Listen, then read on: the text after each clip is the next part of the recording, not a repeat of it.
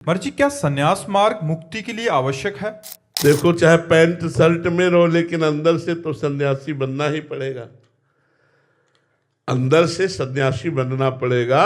बाहर से सन्यासी बनो चाहे ना बनो, मोक्ष मार्ग का अवलंबन करने के लिए समस्त कामनाओं का, समस्त विकारों का त्याग करना ही पड़ेगा, तभी तो मोक्ष पद को प्राप्त होगे।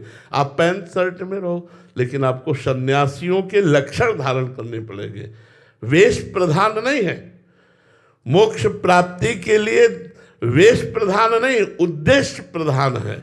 अगर आपका उद्देश्य ठीक है तो आप पैंट कोट में भी महात्मा हैं, आप पैजामा कुर्ता में भी संत हैं। और उद्देश्य ठीक नहीं है तो संत वेश में भी आप गड़बड़ है। संत वेश में भी, वेशधारी हरि के उर साले, तो सन्यास तो लेना ही पड़ेगा। वो मन से सन्यास लेना पड़ेगा।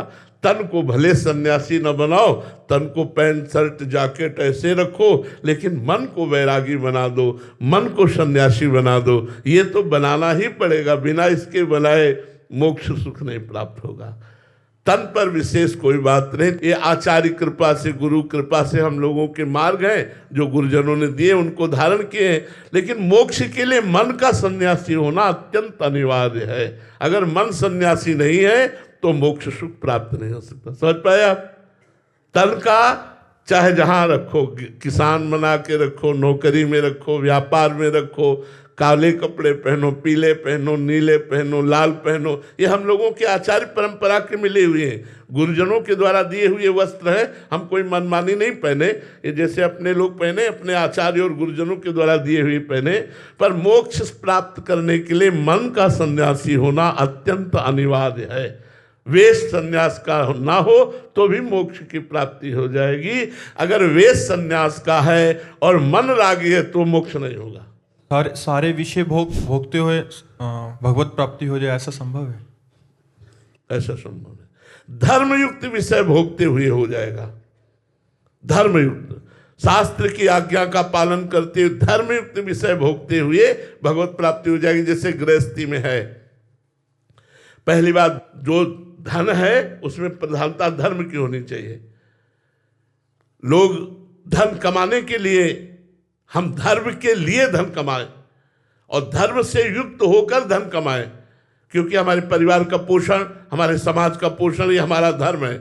इसलिए हम धन कमाएं, धर्म से धन और धन से धर्म की पूर्ति के लिए। अब हमारी अंदर काम वृत्ति है तो केवल अपनी पत्नी में, वो भी 1 महीने में एक, जैसा शास्त्र आदेश करता है, संतानोत्पत्ति की भावना के लिए लिखा हुआ है, व्यभिचार प्रवृत्ति के लिए लिखा हुआ नहीं है शास्त्राज्ञा में। और अपने पूरे परिवार को भगवान का स्वरूप समझते हुए संपूर्ण आचरण कृष्णार्पणम मस्तु करते हुए, नाम जप करते हुए, यदि गृहस्थी में उचित धर्म में नियम पूर्वक विषयों का सेवन किया जाए तो भगवत प्राप्ति हो जाएगी। ऐसा नहीं कि पशुवत आचरण करे, मनमानी खाए, खूब शराब पिए, मुर्गा खाए, व्यभिचार करे, बोले हम गृहस्थ हैं, नरक जाओगे, नरक की प्राप्ति होगी। अधर्माचरण करने वाले को नरक की प्राप्ति होती है।